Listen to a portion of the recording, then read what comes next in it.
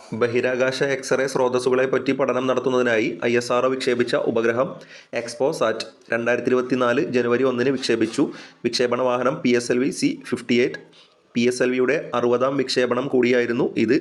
X-ray polarimeter satellite ആദ്യമായി വിക്ഷേപിച്ചത് NASA ആണ്. രണ്ടാമത് വിക്ഷേപിച്ചത് ISRO. വിദ്യാർത്ഥിനികൾ നിർമ്മിച്ച് 2024 ജനുവരി 1 PSLV-C58 വാഹനത്തിന്റെ സഹായത്തോടെ വിക്ഷേപിച്ച ചെറു ഉപഗ്രഹം VSAT.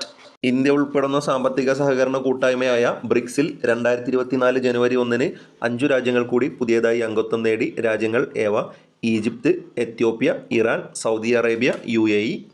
ഓപ്പറേഷൻ പ്രോസ്പിരിറ്റി ഗാർഡിയൻ എന്താണ്? കപ്പലുകളെ ലക്ഷ്യം വെച്ച് ചെങ്കടലിലേക്ക് യമനിലെ ഹൂതി സംഘം നടത്തിവരുന്ന ആക്രമണം നേരിടുന്നതിന് US നേതൃത്വത്തിൽ രൂപവൽക്കരിച്ച 10 രാജ്യങ്ങൾ പങ്കാളികളായ സഖ്യം.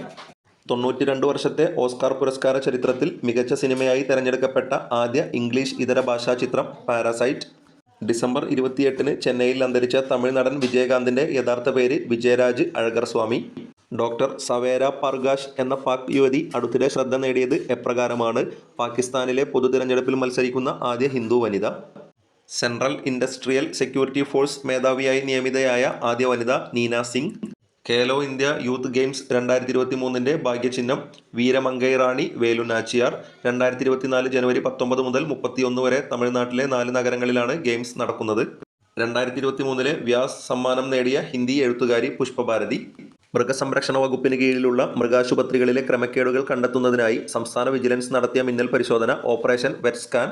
ലോകത്തിലെ ആദ്യത്തെ പോർട്ടബിൾ ആശുപത്രി പ്രവർത്തനം തുടങ്ങിയത് എവിടെയാണ്? ഗുരുഗ്രാം, ഹരിയാന. ആരോഗ്യമൈത്രി എയ്ഡ് ക്യൂബ് എന്നാണ് പേര്. ദുരന്ത മേഖലകളിലേക്ക് എയർലിഫ്റ്റ് ചെയ്യാനും 1 മണിക്കൂറിനുള്ളിൽ കൂട്ടിച്ചേർക്കാനും കഴിയും വിധമാണ് ഇത് സജ്ജമാക്കിയിട്ടുള്ളത്. ഏത് സംസ്ഥാനത്താണ് ജനസമ്പർക്ക പരിപാടിയായ പ്രജാ ദർബാർ ആരംഭിച്ചത്? തെലങ്കാന.